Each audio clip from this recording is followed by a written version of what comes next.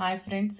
So ఇవాళ ఒక టిప్తో చిన్న వీడియో అండి. సో ఎవరికైనా యూస్ఫుల్ అవుతుందని. వీడియో నచ్చినట్లయితే లైక్ చేయండి తప్పకుండా.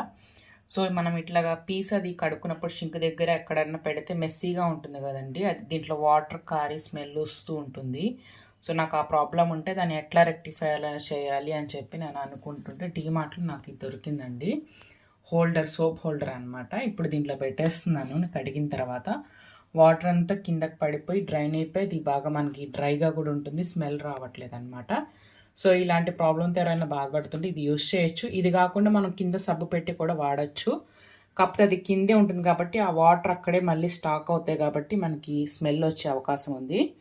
అంటే ఆ ప్లాట్ఫామ్ మీద ఉంటుంది, ఇది పైకి ఉంది కాబట్టి కిందకి నీట్గా కారిపోయి అది మనకి డ్రై అయిపోతుంది అనమాట. ఇట్లా కింద ప్లాట్ఫామ్ లేకుండా డైరెక్ట్గా షింక్లో పెట్టుకునే వాళ్ళకైతే ఇంకా ఫ్రీగా ఉంటుంది.